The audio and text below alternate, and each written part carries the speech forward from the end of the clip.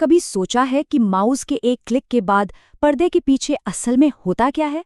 उस छोटे से पल में हमारा कंप्यूटर बिजली की रफ्तार से न जाने कितने काम कर डालता है।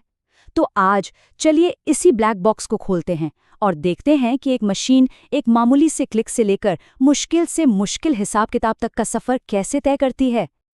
देखिए, इस सवाल का जवाब एक मास्टर प्लान में छिपा है। एक ऐसा जबरदस्त ब्लूप्रिंट जिसे आज का लगभग हर मॉडर्न कंप्यूटर फॉलो करता है। तो ये मास्टर प्लान आखिर है क्या? इसे कंप्यूटर की आत्मा समझिए, इसका एकदम बुनियादी ढांचा। और यही वो चीज़ है जो एक मशीन को सिर्फ एक काम करने वाले टूल से बदलकर कुछ भी बन जाने की ताकत देती है, मतलब उसे प्रोग्रामेबल बनाती है। इसे कहते हैं वॉन न्यूमैन आर्किटेक्चर। ये 1940 के दशक का एक क्रांतिकारी आइडिया था। इससे पहले क्या होता था कि कंप्यूटर किसी एक खास काम के लिए ही बनते थे, लेकिन इस डिज़ाइन ने सब कुछ बदल दिया। अब निर्देश और डेटा दोनों एक ही मेमोरी में रह सकते हैं। इसका सीधा मतलब ये हुआ कि कंप्यूटर अब सिर्फ एक कैलकुलेटर नहीं है, बल्कि एक नया प्रोग्राम लोड करके वो अपना काम पूरी तरह बदल सकता है, पल भर में। वीडियो गेम खेलने से लेकर मौसम का अनुमान लगाने तक। अच्छा, अगर वॉन न्यूमैन आर्किटेक्चर शरीर का ढांचा है, तो हर ढांचे को एक दिमाग की ज़रूरत तो होती ही है, जो सोचे और काम करे। कंप्यूटर में यही दिमाग है सेंट्रल प्रोसेसिंग यूनिट, यानी हमारा सीपीयू। तो चलिए अब जरा इसके अंदर झांक कर देखते हैं। सीपीयू के अंदर असल में एक छोटी सी टीम काम करती है। सबसे पहले है एएलयू, अरिथमेटिक लॉजिक यूनिट। ये टीम का मैथमेटिशियन है जो सारे जोड़ घटाव और लॉजिकल फैसले करता है। फिर आते हैं रजिस्टर्स। ये सुपर फास्ट मेमोरी की जगह हैं, जैसे किसी की अपनी डेस्क जहां वो उस डेटा को रखते हैं जिस पर तुरंत काम होना है। और इन सबको मैनेज कौन करता है? वो है कंट्रोल यूनिट। ये टीम की मैनेजर है, जो बताती है कि किसे कब और क्या करना है, बिल्कुल एक ट्रैफिक पुलिस की तरह। तो ये पूरी टीम मिलकर काम कैसे करती है? चलिए एक बहुत ही आसान सा काम देखते हैं, दो नंबरों को जोड़ना। सीपीयू के लिए ये एक बेहद बुनियादी काम है, जिसे वो पलक झपकते ही कर सकता है। ये पूरी प्रक्रिया कुछ ही क्लॉक साइकिल्स में हो जाती है, जो कंप्यूटर की धड़कन की तरह है। कंट्रोल यूनिट के इशारे पर सीपीयू पहले दोनों नंबरों को उनके रजिस्टर से उठाता है, फिर ये उन्हें एएलयू के पास कैलकुलेशन के लिए भेजता है।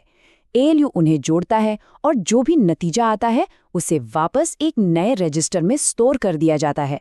सब कुछ एक तयशुदा डांस की तरह बिल्कुल परफेक्ट तरीके से होता है। ठीक है, तो सीपीयू सोच सकता है, लेकिन एक दिमाग शरीर के बिना क्या करेगा? उसे जानकारी चाहिए, और वो जानकारी मेन मेमोरी और कंप्यूटर के दूसरे हिस्सों में रखी होती है। तो सवाल ये है कि ये जानकारी सीपीयू तक पहुंचती कैसे है? इसका जवाब छिपा है एक अनदेखे सूचना के हाईवे में।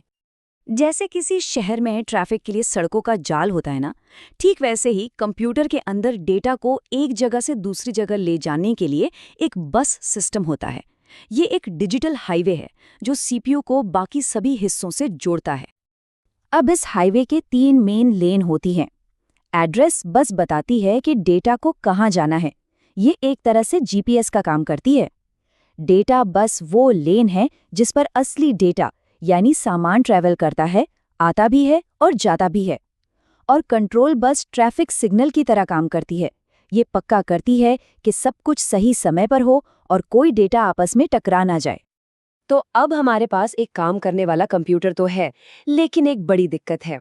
सीपीयू एक सुपर कार की तरह तेज है, पर मेन मेमोरी एक धीमे ट्रक की तरह। तो होता यह है कि सीपीयू को अक्सर मेमोरी से डेटा आने का इंतजार करना पड़ता है, जिससे एक तरह का ट्रैफिक जैम लग जाता है। तो इस ट्रैफिक जाम का हल क्या है?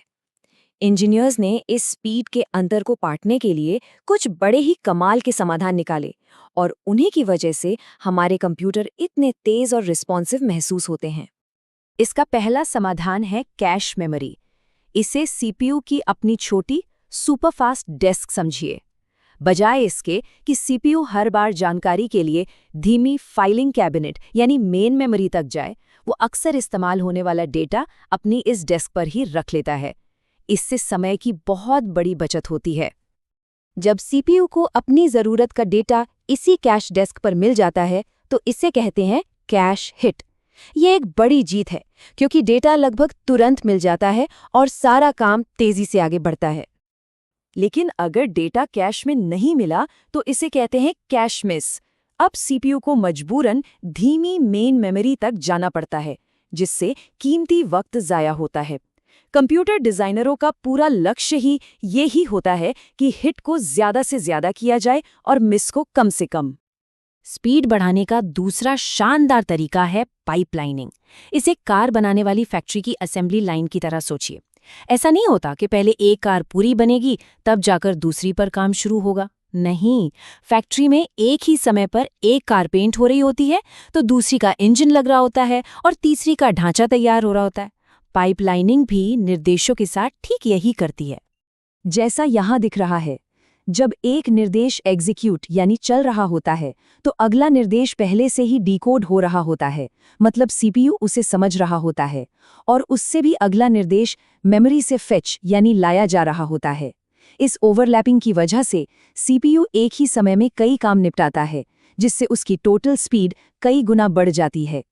हमने ये तो देख लिया कि सीपीयू को तेज कैसे बनाते हैं, लेकिन एक बहुत ज़रूरी बात यह है कि सारे सीपीयू एक जैसे नहीं बनाए जाते। अलग अलग कामों के लिए अलग अलग तरह के दिमागों की ज़रूरत होती है, और इसी वजह से सीपीयू डिज़ाइन की दो बड़ी फिलॉसफी या सोच सामने आई। ये फिलॉसफी इस बात पर टिकी है कि सीपीयू किस तरह के निर्देश समझता है। चलिए इन दो मेन तरीकों को देखते हैं। पहला है रिस्क यानी रिड्यूस्ड इंस्ट्रक्शन सेट कंप्यूटर, और दूसरा है सिस्क यानी कॉम्प्लेक्स इंस्ट्रक्शन सेट कंप्यूटर। ये टेबल इस फर्क को बहुत अच्छे से दिखाता है। रिस्क प्रोसेसर, जो अक्सर हमारे स्मार्टफोन में होते हैं, एक एथलीट की तरह हैं। ये कुछ आसान काम बहुत बहुत तेजी से करते हैं। वहीं सिस्क प्रोसेसर, जो हमारे लैपटॉप और डेस्कटॉप में मिलते हैं, एक स्विस आर्मी नाइफ की तरह हैं। ये एक ही निर्देश में कई मुश्किल काम कर सकते हैं, भले ही उसमें थोड़ा ज्यादा वक्त क्यों न लगे। कंप्यूटिंग का पूरा इतिहास ही और भी ज्यादा स्मार्ट ब्लूप्रिंट्स के साथ मुश्किलों को सुलझाने की कहानी है, और ये तो तय है कि आज की जो बड़ी चुनौतियां हैं, जैसे एआई और बिग डेटा, वो आने वाले कल के आर्किटेक्चर की प्रेरणा बनेंगी।